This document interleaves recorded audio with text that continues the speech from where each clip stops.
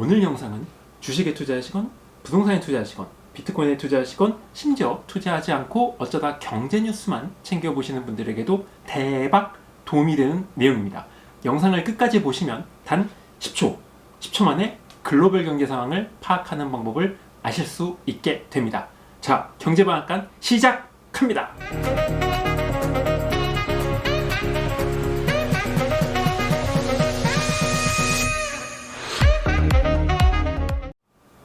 아니, 이게 대체 무슨 영상이지? 그래, 결심했어. 오늘은 이걸 만들어 보는 거야.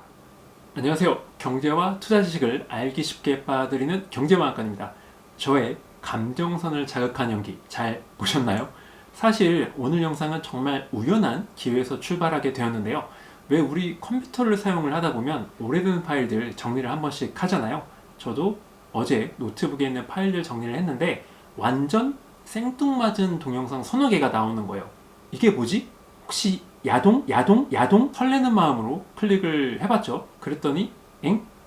제가 자주 가는 단골집 사장님들을 인터뷰한 영상이더라고요. 한번 보시죠.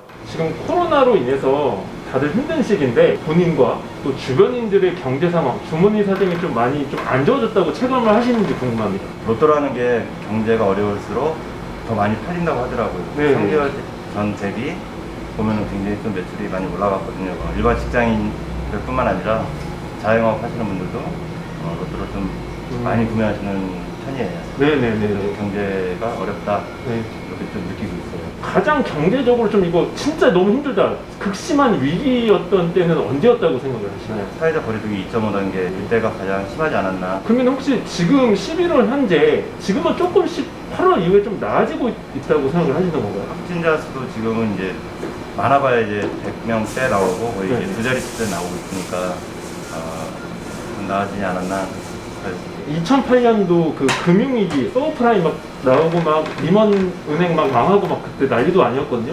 2008년도에도 혹시 이 자영업을 하셨었는지? 아니요, 저는 일반 회사에 아. 근무를 했었고 네. 그러다 보니까 그 어렵다 아니면 내가 힘들다 그렇게 크게 느끼지는 못했어요. 3개월 그 동안의 변화, 뭐 추이랄까? 이런 거 좀 느끼신 바가 있으시다니?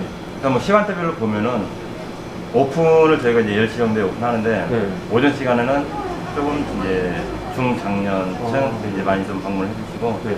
이제 퇴근 시간 정도에는 굉장히 젊으신 분들이 로또라든가 아니면은 뭐 즉석 복권이나 긁는 거. 네, 네네네. 아니면은 연금을 의외로 많이 찾으시더라고요. 아, 의외로요? 젊은 세대가 많이 힘들다라는 걸 굉장히 많이 느끼고 있어요. 그렇죠. 지금 저희 가족 중에 저희 누나만 해도 이제 레슨 같은 걸 이제 음악 계속 하는데 네. 레슨이 많이 안 좋은 상황이고 이제 그래서 체감으로 많이 느끼고 있어요. 1단계에서 2.5단계 올라갔을 때 저희는 배달 장사라서 코로나가 많이 이렇게 발생하면 배달이 조금 올라요. 네네. 배달이 조금 포항이었는데 서울 장사 위주로 하시는 분들은 어려워하시는 분들이 많았어요. 조금 이제 사람들이 많이 나오는 것 같아요. 밖에서 많이 외식도 하고 가는 것 같아서. 소비가 지금 올라오지 않아서 저뿐만 아니라 좀 많은 분들이 힘들어하고 있는 것으로 알고 있습니다. 직접적으로 타격받는 업종은 요식업종 혹은 뭐 PC방, 스크린 골프장이라든지 사람들이 좀 밀집할 수 있는 장소 타격이 엄청 컸던 것으로 알고 있고요. 오히려 세탁방 같은 경우는 청결에 대한 이미지가 중요시 되다 보니 타업에 비해서는 좀 타격이 작은 것 같습니다. 2020년 초, 그러니까 한 2월부터 3월경 가장 힘들었다고 생각이 드는데요. 소비가 너무 줄어서 조금 힘들었던 것 같습니다.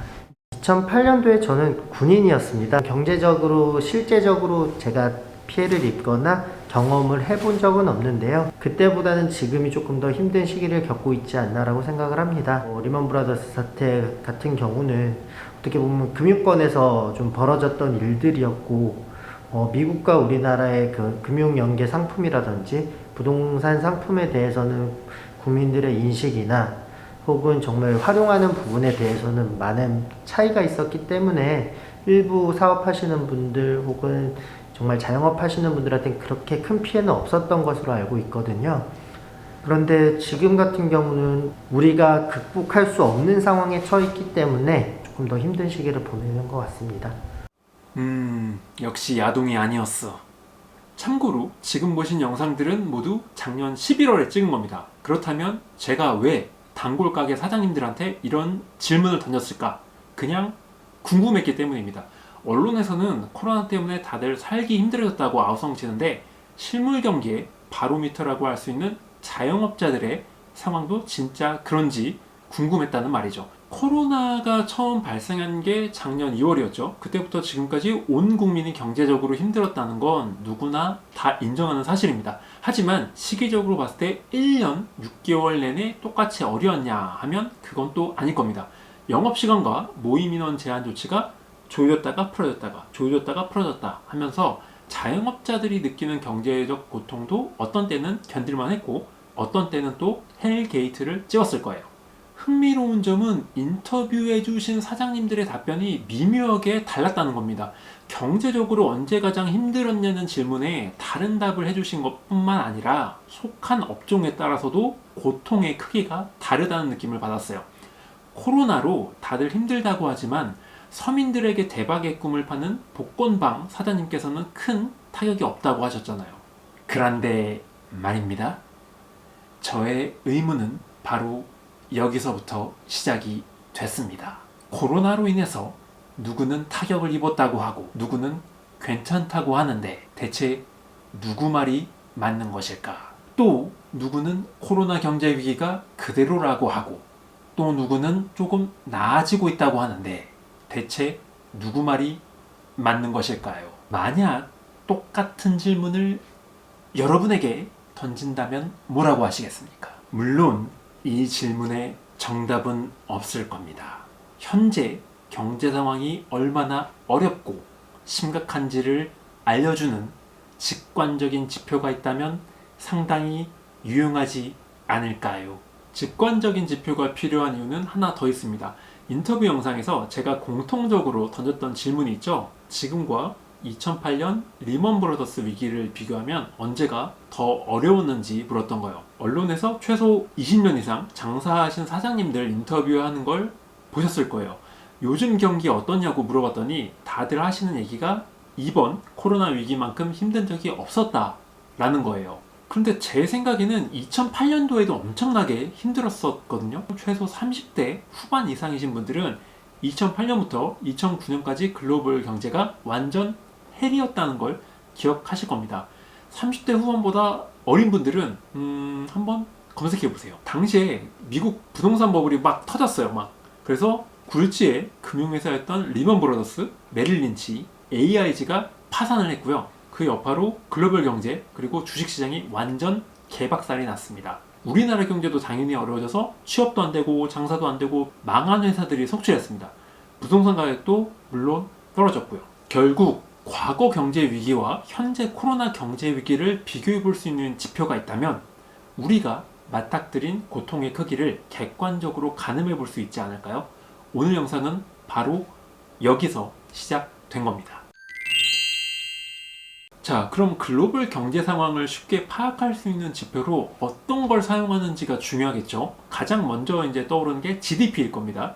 세계 경제 성장률 혹은 2차 대전 이후 글로벌 경제 성장을 이끌어온 미국의 경제 성장률을 활용해서 과거부터 현재까지의 경제 흐름을 쉽게 파악할 수가 있습니다. 사실 GDP를 활용해서 현재 경제 위기가 어떻게 흘러가고 있는지 또 과거와 비교가 가능한지를 파악하는 데는 한계가 있습니다. 가장 대표적인 이유는 IT 혁명이 일어난 1990년대 말 이후 각국의 경제 발전 흐름을 GDP가 제대로 짚어내지 못하고 있다는 점이에요. 이유는 간단합니다. 최근으로 볼수록 글로벌 경제의 패러다임이 제조업에서 IT 서비스업으로, 양적 성장에서 질적 성장으로, 노동에서 휴식으로 완전히 바뀌었기 때문입니다. 하지만 GDP는 이런 트렌드를 제대로 반영하지 못하고 있다는 비판에 시달리고 있어요.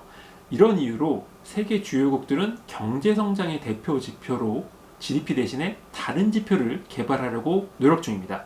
우리나라 한국은행도 GDP의 문제점을 시인하고 개선하겠다고 약속한 상황입니다. 어쨌든 GDP의 이런 단점은 2차 대전 이후 여러 차례 출현했던 글로벌 경제 위기 간의 비교를 어렵게 만듭니다. 2008년도에도 엄청난 경제 위기가 왔었다고 제가 말씀을 드렸죠. 그런데 지금 우리가 살고 있는 시대의 경제 구조와 13년 전 경제 구조는 당연히 다를 수밖에 없는 것이죠. 2007년도 당시 미국에서 시가총액이 제일 높은 회사들은 엑슨모빌, GE, 마이크로소프트, AT&T, 시티그룹이었어요. 현재 이름을 날리고 있는 아마존, 구글, 애플, 페이스북은 명함을 못 내밀었습니다. 이것만 봐도 현재와 아주 다르다는 걸 알 수 있죠. 결국 GDP는 궁금증을 해결하는 데 적합한 지표가 아니라고 할 수 있겠습니다. 다른 후보로는 경기 선행지수를 꼽을 수 있는데요. 이 지표는 그나마 글로벌 경기 흐름의 변곡점을 잘 짚어낸다는 장점이 있습니다. 그 중에서도 OECD 경기 선행지수가 자주 활용되는데요. 그러나 여기에도 치명적 단점이 있습니다. 그건 바로 중국이 OECD 멤버가 아니라는 점이에요. 중국을 빼놓고 글로벌 경기 흐름을 논한다는 건 좀 말이 안 되잖아요. 또 하나, 경기 선행지수에도 어차피 GDP 수치가 반영이 됩니다. 방금 전 GDP에는 단점이 있다고 했잖아요. 그럼 경기 선행지수도 탈락. 그렇다면 어떤 지표를 사용하면 좋을까요? 뭔가 널리 알려져 있지 않으면서도 나만 입을 뒤집어 쓰고 좀 몰래 보고 싶은 그런 느낌의 지표 바로 공개합니다.